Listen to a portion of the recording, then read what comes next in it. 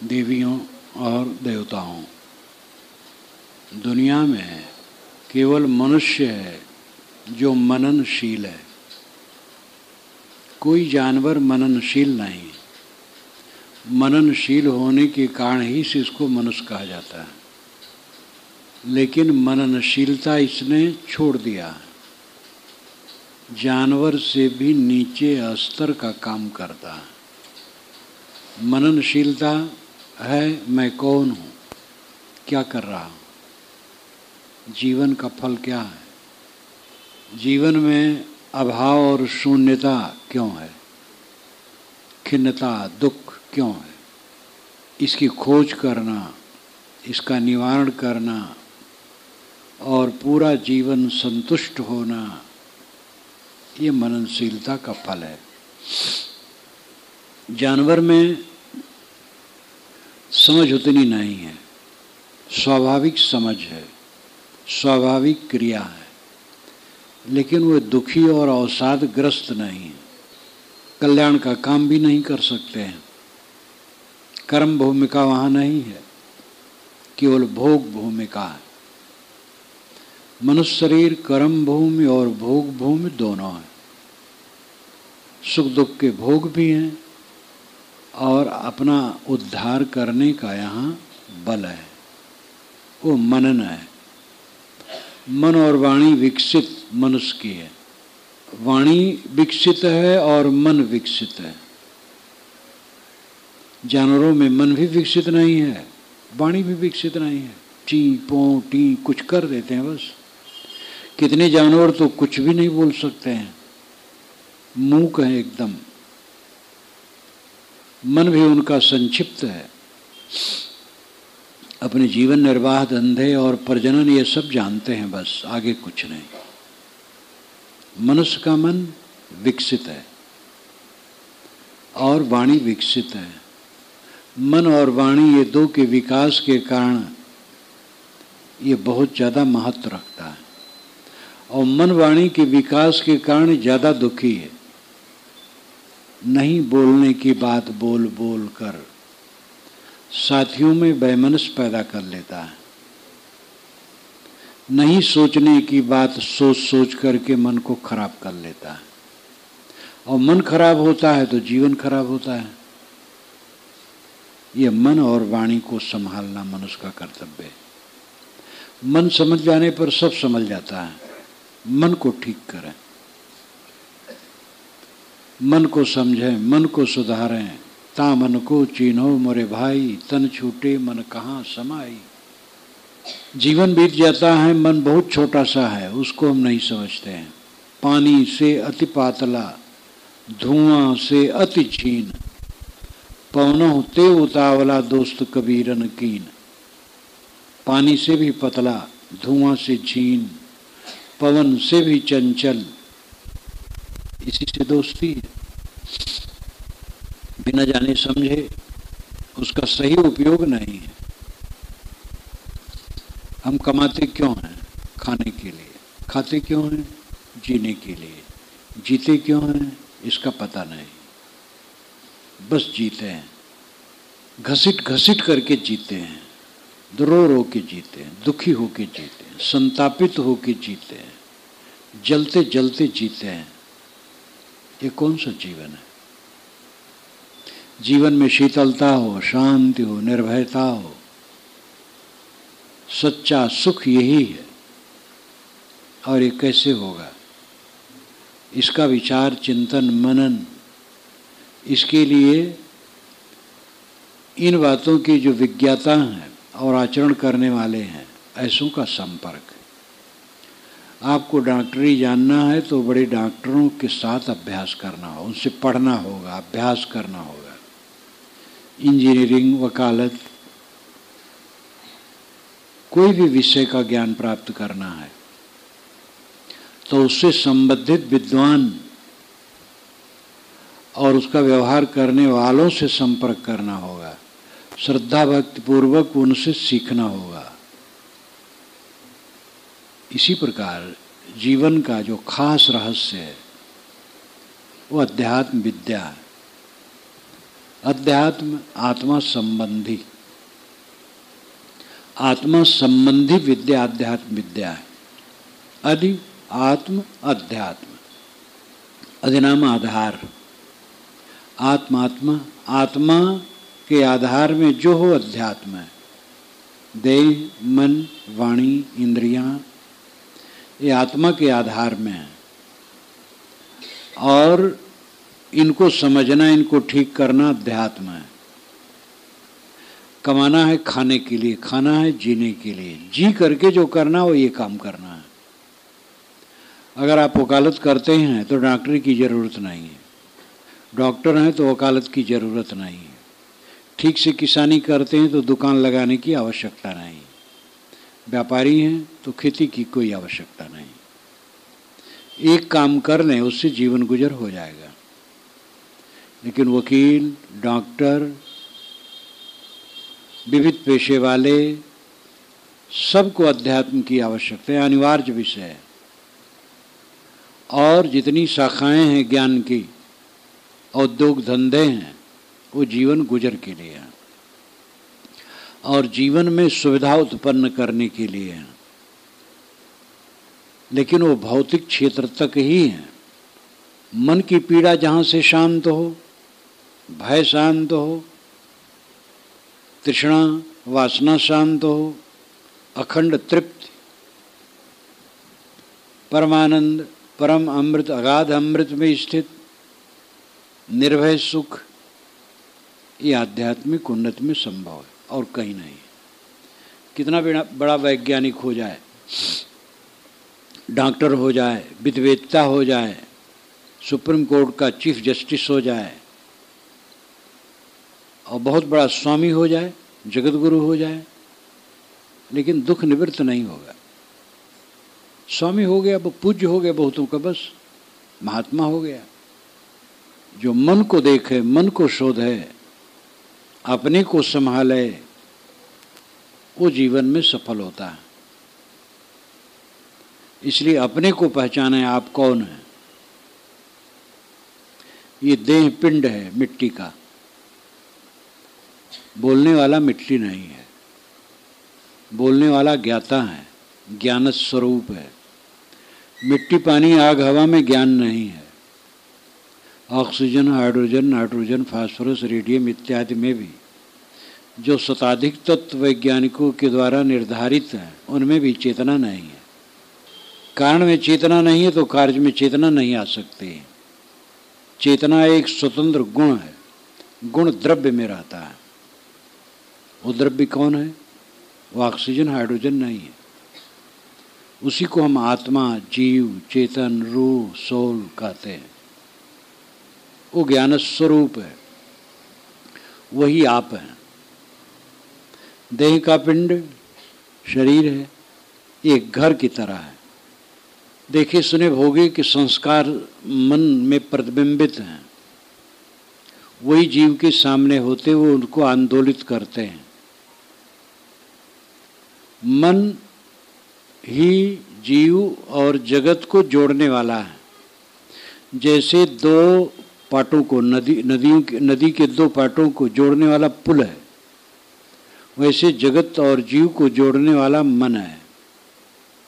आप गाढ़ी नींद में जाते हैं तो आपका मन एकदम शांत हो जाता है, सुप्त। उस समय आपको जगत का भास नहीं रहता है, बिल्कुल नहीं रहता है। गाढ़ी नींद में बिल्कुल कोई दुख नहीं रहता है। जागृत अवस्था में आप प्रपंच को प्राप्त होते हैं, इसलिए दुखी हैं। स्वप्न में प्रपंच के प्रतिबिंबों को प्राप्त होते हैं, वहाँ भी दुखी हैं। सुषुप्त में सबका अभाव हो जाता है। जागृत में मन काम करता है, स्वप्न में भी मन का सूक्ष्म रूप काम करता है, इसलिए सुखी नहीं रहते हैं। गाढ़ी नींद में जाते हैं तो मन एकदम विलीन हो जाता है, इसलिए परम सुख है। राजा बादशाह भी, आजकल तो मंत्री हैं, वे भी सुषुप्ति का आनंद लेना चाहेंगे, लेकिन जागने के बाद फिर दुख स्वरूप, क्योंकि वह आनंद अवस्था जनित है, बोध जनित नहीं है, साधना जनित नहीं है। जागते जागते जिसका मन निर्विकल्प है, शांत है, कोलाहल रहित है, वो जागृत सुसुप्त है। जागते जागते सोया जैसे है, शांत आत्मा है, काम करता है, कोई भी काम करता है, जो काम हो, नाली साफ कर सकता है, कोई भी काम करता है, लेकिन उसका चित्त शांत है, निर्विकार है, निर्मल है। सुसुप्ति को ही समाधि और समाधि को सुसुप्ति कहा गया है। सुसुप्ति की परिभाषा है स्व अपीति सुसुप्ति, अपने को पाना सुसुप्ति है। स्व खुद, अपीति पाना, अपने को पाना सुसुप्ति है। लेकिन जो देह जनित सुसुप्ति है, अवस्था जनित सुसुप्ति है, वो भौतिक है। मूर्छा आ गई तो सुसुप्ति हो गई। जागते जागते जो सुसुप्त हो वो सबल है। जागते जागते जिसके मन का क्लेश का अंत है वो कभी क्लेशित नहीं होता। स्वप्न में भी नहीं क्लेशित होगा, कभी क्लेशित नहीं होगा। जागते जागते जो क्लेश मुक्त है वो धन्य है। जीवन की सार्थकता इसी में है। इसको समझना चाहिए। पहले ये समझना चाहिए कि मैं देह नहीं हूं, मन नहीं हूं, प्राण नहीं हूं, रक्त नहीं हूं, वीर्य नहीं हूं। मैं इससे विलक्षण शुद्ध चेतन हूं, आत्मा हूं। और ये सारे दृश्य हमारे सामने होते हैं मन के द्वारा। मन जोड़ता है उसमें। मन के साक्षी बन करके, मन को निर्मल करके चित्त को समाहित करना है, शांत करना है। मन में उसी प्रकार गांठें होती हैं जैसे खजूर के पेड़ में कई से वृक्ष होते लंबे, नीचे से ऊपर तक खूंटीदार, कांटे कांटे। ऐसे मन में हमारे कांटे कांटे, ग्रंथियां, जिसको मनोवैज्ञानिक कॉम्प्लेक्सेस कहते हैं। कॉम्प्लेक्स फ्री पर्सनालिटी होनी चाहिए, निर्ग्रंथ व्यक्तित्व, निर्मल मन। हमारे मन में गांठें क्यों बनती हैं? भोग और प्रतिष्ठा की कामना है। भोग की कामना और प्रतिष्ठा की कामना, चीजें हमें खूब मिले, इंद्रियों के भोग हम यथेष्ट करें और लोगों पर प्रतिष्ठित हों, धाक हमारी सब पर रहे। ये जितनी ज्यादा रहती है उतना मन विकारी होता है, उतना खुराफात करता है और उतना दुष्कर्म में प्रवृत्त होता है। दुष्कर्मों से गांठें बनती चली जाती हैं और जीवन कंड का कीर्ण हो जाता है। जितना संयम होता है मन निर्ग्रंथ बनता है। संयम के बिना एक काम होने वाला नहीं है। महाभारत में आता है वेदों का निचोड़ सत्य है, सत्य का निचोड़ संयम है, संयम का निचोड़ शांति। कितनी बढ़िया बात है। वेद में ही आया है ऋचा किम करिष्यति। वेद की ऋचा क्या करेगी जो उस अक्षर को नहीं जानता है। अक्षर जो अक्षय है, अविनाशी आत्मा, और उसमें स्थित नहीं है, वेद की ऋचाएं क्या करेंगी? वेद की ऋचाएं हो, कुरान की आयतें हो, बाइबल गुरबाणी जिंदावेस्ता के वचन हो, गीता भागवत जितना भी नाम ले लीजिए, समस्त धर्म ग्रंथों के वचन क्या करेंगे? गुरु के वचन क्या करेंगे? अगर अपना आचरण पवित्र नहीं है, मन संयत नहीं है, जीवन संयत नहीं है, तो शांति कैसे मिलेगी? इसलिए अपनी उबड़ खाबड़ जीवन को समतल बनाने की जरूरत है। खान पान ठीक रखो, मदिरा मांस का त्याग करो। मांस, अंडा, मछली तामसिक भोजन है। जीव हत्या से मांस मिलता है, गरिष्ठ रोग में घृणित है, इसका त्याग होना चाहिए। नशा का त्याग, सर्वथा नशा का त्याग, कोई नशा का ग्रहण न करो। भोजन सादा और सात्विक करो। मिर्च मसाले अधिक खा करके रोग बुलाते हैं लोग। नमक सदैव कम खाओ। हमारे देश से लगा चीन देश है, नमक वहाँ खाते ही नहीं लोग। उबली हुई चीज़ें खाते हैं, मांसाहारी शाकाहारी जो जो खाते हैं उबला हुआ। और पानी सब्जी में उबला हुआ इतना कि वही पी लेते हैं, अलग से पानी बहुत कम पीते हैं। और उनके पेट पतले होते हैं, ज़्यादा स्फूर्त होती है। हमारे यहाँ मिर्च मसाले का बड़ा जोर है, और मिर्च मसाले न हों भोजन में तो भोजन बेकार है। मिर्च मसाले घटाओ, सादा भोजन, संतुलित भोजन करो, व्यवहार संतुलित रखो। लाग डांट करने वाले का मन ठीक नहीं रहेगा। जो बड़प्पन अपना गांठेगा उसका मन ठीक नहीं रहेगा। अहंकारी आदमी का मन ठीक नहीं रहेगा। अपने साथियों में दोष देखने वाले का मन ठीक नहीं रहेगा। अपने साथियों के सद्गुणों को देखो, और उनमें अगर दोष आया है तो प्रेम से समझाओ, रास्ता दिखाओ। प्रेम से, समय से डांट कर भी। जिनसे बारंबार प्रेम किया जाता है डांटना बुरा नहीं होता है, लेकिन डांट ही डांट है तो गलत है। प्रेम से समझाना अच्छा है। प्रेम से समझाया गया कभी डांटा जाता है। डांटने में भी हित की भावना है, कोई दुर्भावना नहीं है। लेकिन दोष देखने की प्रवृत्ति होगी तो समझ लीजिए आप अपने साथियों से अपने से काटते हैं। जो अपने साथियों में दोष देखता है और उनकी निंदा करता है, उनके गुणों पर ध्यान नहीं देता है, दुर्गुणों पर और दुर्गुणों को बढ़ा बढ़ा के कहता है और मानता है, वो रेगिस्तान का अकेला आदमी हो जाता है। जैसे रेगिस्तान में अकेला आदमी हो असहाय, वैसे असहाय हो जाता है। साथियों में सद्गुण देखो, सकारात्मक पक्ष अपनाओ। नकारात्मक सकारात्मक दो पक्ष होते हैं।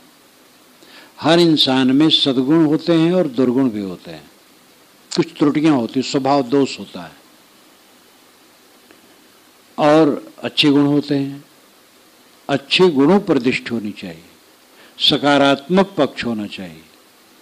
जो अपने साथियों में सकारात्मक पक्ष देखता है वो उलझता नहीं, उद्वेगित नहीं, उनकी निंदा नहीं करता है। कोई अगर कहे भी तो कहता है कि नहीं ये अच्छे उनमें गुण हैं। त्रुटियां हैं उनको संभालने की चेष्टा करता है। त्रुटियां तो अपने में ज़्यादा हैं सबसे। जो अपनी त्रुटियों को देखता है दूसरे की त्रुटियों को नहीं देखता है। दूसरे की त्रुटियों को उतना ही देखता है जिससे वो सुधरे।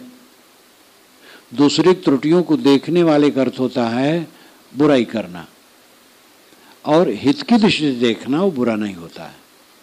साथ के लोग हैं, त्रुटियां करते हैं, देखना चाहिए, समझना चाहिए और उसका निदान करने के लिए राय देना चाहिए। ये बुरा नहीं। लेकिन उनके प्रति अपनी दृष्टि ही खराब कर लेना, उनकी निंदा करना, बढ़ा चढ़ा के कहना, ये तो अपने घर में आग लगाना है। प्रायः अपने साथियों में लोग सुखी क्यों नहीं रहते हैं? बस बुराई देखने में ज़्यादा आती है, अच्छा ही नहीं। अपनी बुद्धि हमारी ज़्यादा है और हमारे सद्गुण ज़्यादा हैं। ये अहंकार सबको है, और ये अहंकार मिटे बिना साथियों में समरसता नहीं हम ला सकते हैं। खान पान पर संयम, साथियों में समता का बर्ताव, उनसे त्रुटियां हों समझाकर, गुदगुदाकर, स्नेह से, कभी डांट कर, जैसे भी हो सुधारने की चेष्टा हो। कोचने की चेष्टा ना हो, बुराई करने की चेष्टा ना हो, दुर्भावना ना हो, दुर्भाव ना हो। मिलने जुलने वालों से और सबसे व्यवहार उत्तम, धंधे में ईमानदारी, सत्यता, प्रेम का बर्ताव, ये सब जब भूमिका होती है तो चित्त निर्मल होता है। अगर ये सब व्यवहार नहीं है तो चित्त निर्मल नहीं होगा। खान पान में अशुद्धि, असंयम, गला तक ठूस करके कोई फल ही खा ले। फल सात्विक भोजन है, सबसे अधिक सात्विक भोजन फल है। लेकिन ठूस के खा ले और जोगड़ी तमोगुड़ी हो जाएगा। पूरी हलवा ये राजसिक भोजन है। लेकिन और कुछ नहीं है, वही है। संतुलित खा लो, कोई नुकसान नहीं करेगा। अगर आपको कोई रोग है वो नुकसान करता है, वो अलग बात है। जीवन में संतुलन की जरूरत है। खान पान में संतुलन, वाणी व्यवहार, बोलने में संतुलन। बोल बोल करके हम बहुत तकलीफ उठाते हैं। हम बोलने में कितना सावधान हैं। संत लाओ त्से ने कहा है, संत लाओ त्से एक महान संत चीन में हुए 2500 वर्ष पूर्व, उनकी पुस्तक पर भाष्य हुआ है, यहाँ पर है, दिखेंगे। उन्होंने कहा है कि हम बोलने में कितने सावधान हैं, ये अपने को देखें। समझते तो हम ठीक बोलते हैं, लेकिन कई बार ऐसा बोलते हैं जो दूसरों को कष्टदायी होता है, दूसरे के दिल को छीलता है, तकलीफ देता है, चुभता है। और इस प्रकार बोलने वाले को शांति नहीं मिलती। बोलने में सावधानी, बरतने में सावधानी, व्यवहार में सावधानी, ये सब करने से चित्त निर्मल होता है। चित्त की गांठें जो बनी भी हुई वो टूटती हैं, समरसता आती है, और नई गांठें नहीं बनती हैं, चित्त निर्मल होता जाता है। ऐसे निर्मल चित्त में शांति आती है।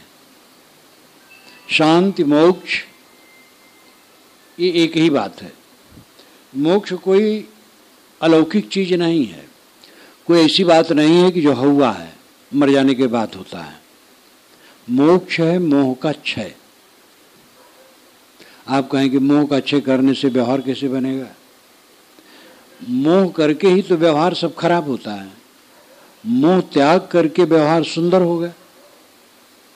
आप मोह करेंगे व्यवहार खराब हो जाएगा। मिठाई लाएंगे बाहर से तो अपनी पत्नी को चुपके से देंगे, माता को भी नहीं देंगे, भाई को नहीं देंगे, भाभी को, भाइयों को नहीं देंगे, भतीजे को नहीं देंगे, अपने बच्चे और पत्नी को देंगे। ऐ विकार करेगा। मोह नहीं होगा, मिठाई लाएंगे तो माँ को देंगे, माँ सबको देगी, ये आप खुद सबको देंगे। मोह से विकार बढ़ता है। दशरथ ने मोह किया राम से कि उनको गद्दी मिलनी चाहिए, और इसका परिणाम भयंकर हुआ। जबकि शर्त में वो बंधे थे भरत के लिए। ये प्रचार इसका नहीं है, वाल्मीकि रामायण में इसकी चर्चा है। जब राम से चित्रकूट में भरत ने बहस किया है कि आपको चलना है अयोध्या, गोस्वामी जी ने तो बहस नहीं करवाया है, कोमल कर दिया है। राम ने कहा जो तुम कहो करूं, भरत ने कहा जो आपकी आज्ञा। वाल्मीकि रामायण में ऐसा नहीं है, मैंने रामायण रहस्य में सब लिखा है। बहस से पूरी वकालत है, दोनों तर्क देते हैं। राम कहते मैं वहां जाने का अधिकारी नहीं हूं, भरत कहते आप ही हैं, दोनों अपना अपना तर्क देते हैं। अंत में राम कहते हैं कि गद्दी की अधिकारी तुम ही हो। जब कैकेयी की शादी की बात थी तो कैकेयी नरेश ने पिताजी से कहा था कि कैकेयी से उत्पन्न बच्चा गद्दी पर बैठेगा, ऐसा व्रत लें तो हम कैकेयी देंगे, नहीं नहीं देंगे। कौशल्या तो थी ही रानी। कैकेयी के सौंदर्य पर मोहित होकर के दशरथ मांगने गए थे। कैकेयी क्षेत्र व्यास नदी का क्षेत्र है पंजाब का। पंजाब में स्वाभाविक लोग गोरे लंबे होते हैं, सुंदर ज़्यादा होते हैं। तो भारत के विभिन्न क्षेत्रों से रजवाड़े वहाँ से लड़कियां लाते थे। दशरथ ने स्वीकार लिया था, वही उनके मन में चोर था। इसलिए भरत जब ननिहाल गए तो झट से रचा दिए गद्दी राम की। वाल्मीकि रामायण में तो खुल करके है। शाम को सभा में दशरथ कहते हैं मंत्रियों से कि आप लोग सोचिए, मैं बूढ़ा हो गया हूँ, थक गया हूँ, राम सब प्रकार से योग्य हैं, उनको गद्दी दे दी जाए। सबने समर्थन किया। जब अपने घर में आए तो राम को बुला लिए, कहे कल ही हो जाए तो क्या बुरा है, भरत जब तक अयोध्या से दूर है तुम्हारी गद्दी हो जानी चाहिए। भरत सज्जन है, तुम्हारे अनुगामी हैं, प्रिय हैं, साधु स्वभाव के हैं, लेकिन सज्जनों का मन भी बदलता है, तो कल ही हो जाए तुम्हारा। राम कुछ नहीं बोलते हैं, और कल जो हुआ आप सब जानते हैं। ये मोह का परिणाम भयंकर ताप हो। मोह न करते भरत आ जाते, सबके सामने रखते, राम की गद्दी होनी ही थी, सब समर्थन कर दे। सीता और राम सोने के मृग में मोह किए, भयंकर कष्ट हुआ। सोने का मृग कहीं होता है? सोने के मृग में मोह करने से राम रावण के घर में रोती रही, कैद खाने में, और राम बन बन रोते रहे। और उतना ही नहीं हुआ, युद्ध हुआ, घोर रक्तपात। और इतना ही नहीं हुआ, राम ने सीता का तिरस्कार किया। जब स्वीकारा भी तो अयोध्या वासियों के ताना से उन्होंने निकाल दिया। जीवन दुख से भर गया। अंत में नैमिषारण्य क्षेत्र में सीता जी ने पृथ्वी में प्रवेश किया। राम दुखी हुए। एक स्वर्ण मृग के मुंह के पीछे दुख कितना गया। स्वर्ण मृग की बात हो सकता है रूपक हो। हम लोग सब स्वर्ण मृग के पीछे दौड़ रहे हैं। सोने का मृग कहीं नहीं है, और सब सोने के मृग के पीछे दौड़े हैं। वेदव्यास ने राम को क्षमा नहीं की है। जब एक बार युधिष्ठिर जुआ में सब कुछ हार गए तो द्रौपदी धृतराष्ट्र के पास रोई। धृतराष्ट्र ने कहा, बेटी मैं सब लौटा देता हूं। चल दिए पांडव अपनी राजधानी को। दुर्योधन सुना तो कुपित हो गया, कहा पिताजी आपने सब बिगाड़ दिया, फिर से बुलाइए, हम जुआ खेलेंगे। कि हाँ हाँ ठीक है, अभी तो रास्ते में हो गए। धृतराष्ट्र की बुद्धि विचित्र थी, मोहग्रस्त। धृतराष्ट्र की बुद्धि का उल्लेख तो महाभारत के शुरू में प्रथम अध्याय ही में इतना बढ़िया है कि करीब करीब 65 श्लोकों में उनकी बुद्धि का परिचय ऐसा अद्भुत है। काव्य भी बड़ा सुंदर है और चित्रण भी बड़ा सुंदर है। संजय, जब अर्जुन द्रुपद की सभा में जाकर के लक्षवेद की और द्रौपदी को जीत लिए, तभी मैंने समझा मेरी विजय नहीं होगी। ऐसे ऐसे वो करीब 65 मुद्दे कहे हैं, लेखकों ने लिखा है, उनके स्वभाव को चित्रित किया है। धृतराष्ट्र ने कहा हाँ अभी रास्ते में होगे, बुला लो, अब अभी आप क्षमा कर दो। कह देना चाहिए कि जाने दो, आप ये सब मत खेलो। वो भी व्यामोहित। हरकारा गया, रास्ते में कहा, युधिष्ठिर भी महाजुआड़ी, कह देते मैं नहीं खेलूंगा, लौट पड़े। वहीं पर वेदव्यास ने युधिष्ठिर की बुद्धि पर त्रास खा करके कहा है और राम को समेटा है। असंभवे हेममय जंतोस्तथापि रामो लुलभे मृगाय प्रायः समासम पराध भवानाम धियो विपर्जस ततरा भवन्ति। असंभवे हेममय जंतोस, हेममय जंतु होना असंभव है। सोने का मृग कहीं होता है?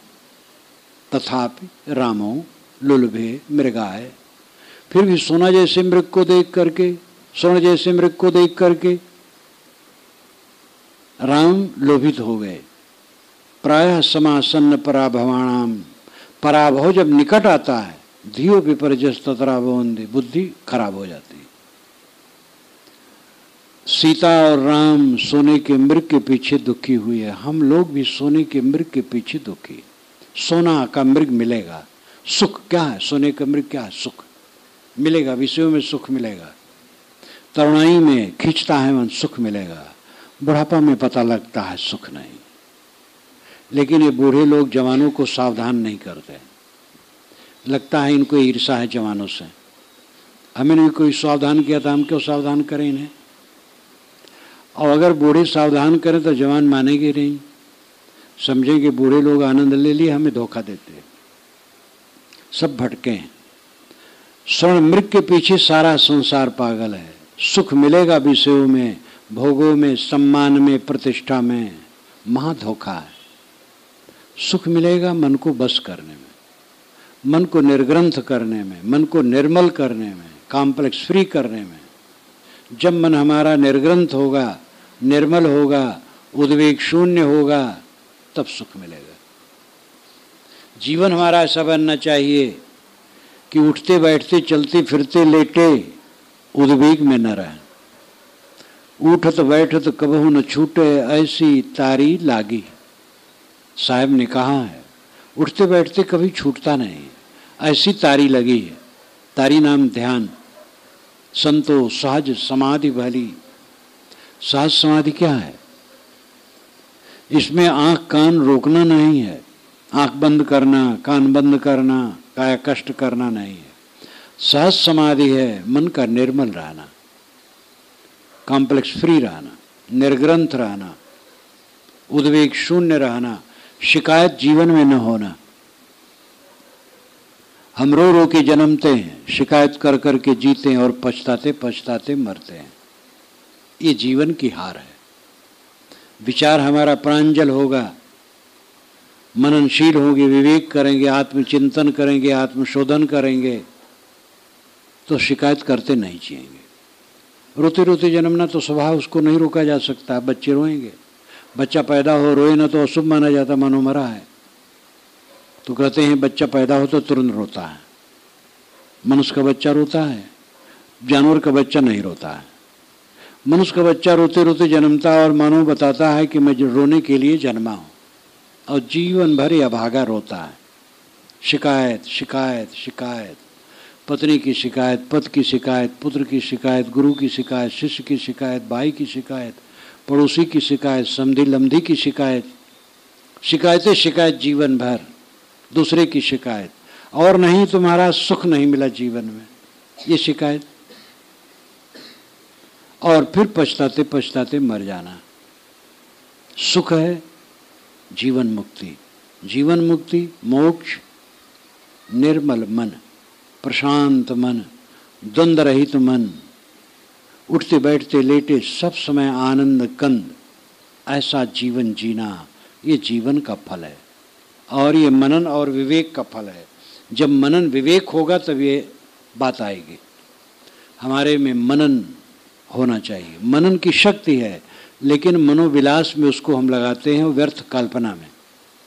विषय वासनाओं की कल्पना करना ये मनोविलास है, और बीती हुई घटनाओं को सोचना और किसी की प्रतिक्रिया में पड़े रहना मनोविकार है। तो इन मनोविकारों से और मनोविलासों से हट करके चिंतन और मनन और आत्मशोधन में हम सबको लगना चाहिए। और इसके लिए सत्संग, सद्ग्रंथ, चिंतन, भक्ति, सेवा, स्वाध्याय, मनन, ये सब की आवश्यकता है। ये सब करें, अपने को सुधारें, संभालें और अपना कल्याण करें। मैं अपनी वाणी को विराम देता हूँ।